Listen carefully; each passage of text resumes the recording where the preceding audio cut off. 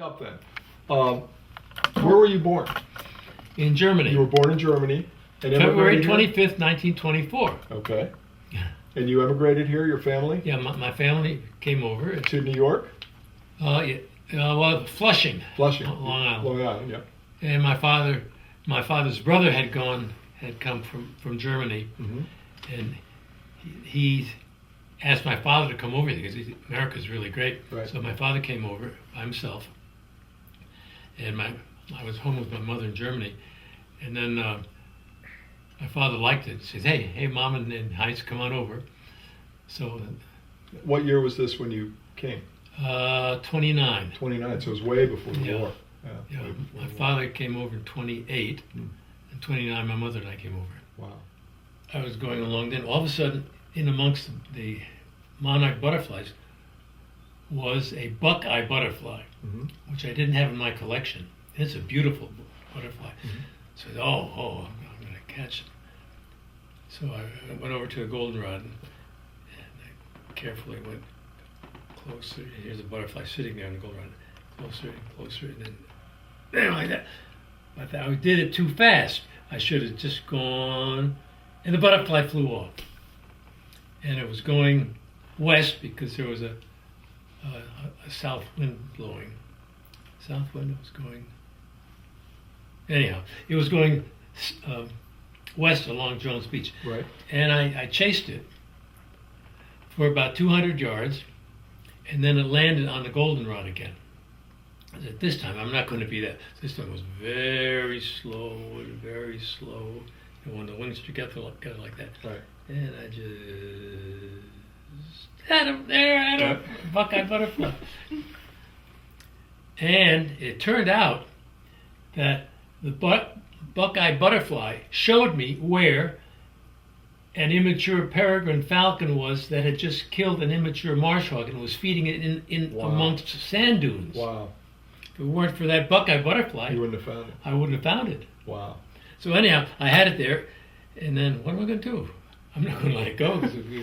So I went tearing back to where my father was, and I had a little thing where you put butterflies in. Right. I put it in there, and went tearing back. And by that time, the peregrine had gotten through some of the feathers around the head, and the head had been pulled off like they usually do. Right. And so I walked up, and I had a leather jacket, and I thought, well, how am I going to catch him? So I took the jacket off, and I held it in front of me like this, and I walked up closer to it. And I got within a place where I felt I could jump and throw the jacket over. And so I didn't have shoes on, so I had it held like this. I got a little bit closer, and then the peregrine spread his wings like that. I said, gee, I better watch this. He doesn't go off. But it was the falcon was among reed grass, Right. so it wasn't like it was on the open. Right. So I was ready to go, and I said, okay. My right big toe is the reason I caught that falcon. Because I stood very still, and my big toe wiggled, and the falcon looked down at that, and I jumped, and I had it. Oh, wow. Can we see that big toe now? No, just kidding. I called up the American Museum of Natural History, told them I had a Cooper's a peregrine, and so they gave me numbers. They said, oh, we have our curator of mammals. He's a falconer, George Goodwin. And so I called him up. She said, come on. I said, I have peregrine falcon. I said, well, come on down to Cedarhurst where he lived. And my father and I came down there, and he looked at it. Yeah, it's good. He said, well, first thing we're going to do, we're going to put a hood on that bird. I put a hood on him. Now we're going to put jesses on him. And you put jesses on him and leash and so on.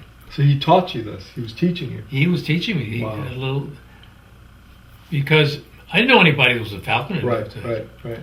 And he told me how to get started with it and so on. And And that's what started you. That's what started me. Wow. Basically, Yeah, teach graduate.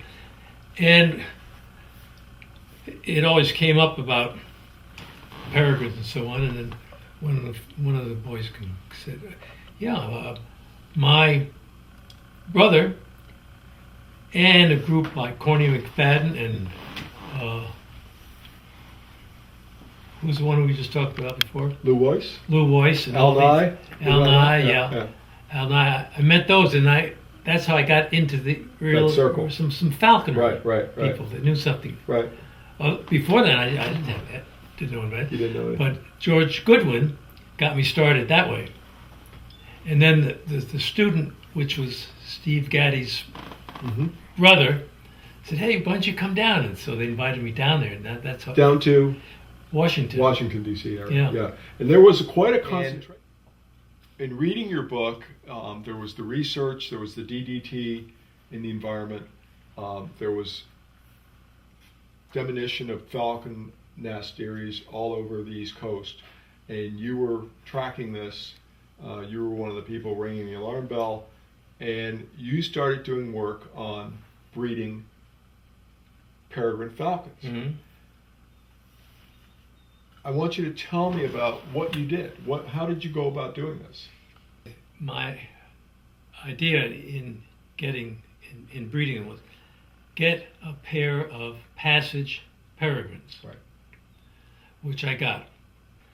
They were eating and that's all. So my sort of conclusion was, well, I guess passage peregrines aren't going to work. Right. Then I thought, well, I better get some young ones. Did you imprint them? They were imprinted, yes, To you. to me. Right. And you raised the young ones, And I Now put you've got them some together imprints. when they were older. and you put them together. Yeah. And And what so- happened? Got some young ones out of those. So they bred naturally? Yeah, You didn't have to do the insemination or anything? not that I remember. So just by putting two young birds together that had been raised by you and imprinted on you, and then you put them together, they started breeding When they were older, when they were older. How long? 3 years, maybe 3 years 4 old. years. They started breeding. So they just didn't have, the wild birds had something that blocked the next step of, they didn't have the courtship rituals locked in or whatever Yeah. that they had to do. They just, so they wouldn't breed, but these imprinted birds did breed. Yes. Do you have any insight as to why? They were used to people. The wild ones, when they saw people, Oh, okay. so that they couldn't relax. And if you okay. can't relax, A lot of guys have that problem. could be. Could be.